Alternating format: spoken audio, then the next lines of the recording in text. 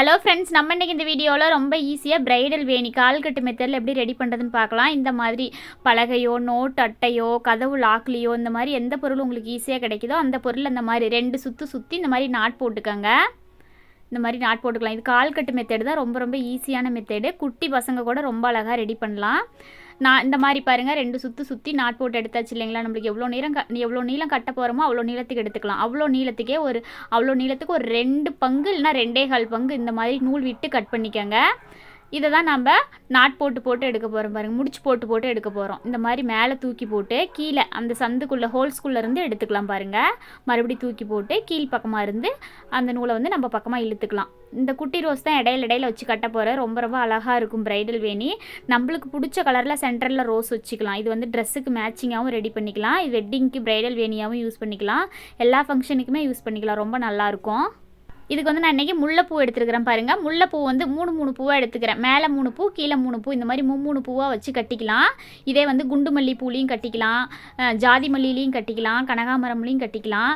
அடுத்து பாருங்கள், முல்லைப்பூ நம்ம வைக்கிறதுக்காக மேலே 2 நூல் கீழே 2 நூல் சென்டரில் வச்சுக்கலாம். வச்சுட்டு இந்த மாதிரி நூலை தூக்கி போட்டு நாட் போட்டுக்கலாம் பாருங்கள். நல்லா நம்ம பக்கமாக டைட்டாக இழுத்துக்கோங்க. இந்த மாதிரி நல்லா டைட்டாக இழுத்துக்கோங்க.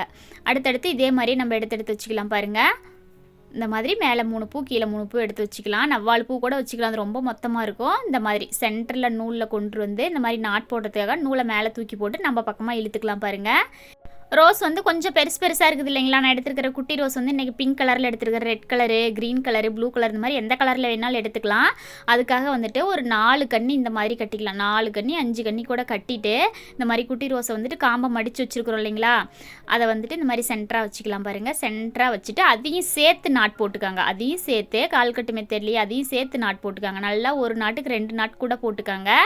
மறுபடியும் ஒரு 3 கன்னி 4 கன்னி மறுபடியும் கட்டிக்கலாம் பாருங்கள். ஏன்னா அந்த ரோஸ் பெருசாக இருக்கிறதுனால அதுக்கு தகுந்த கேப்பு கொடுக்கணும் இல்லைங்களா. அப்போ தான் லைனாக பார்க்குறதுக்கு ரொம்ப அழகாக இருக்கும்.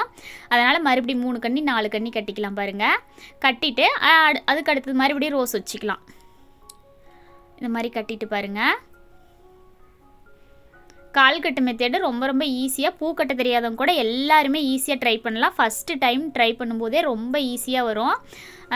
கட்டுறதுக்கும் ஈஸியாக இருக்கும்.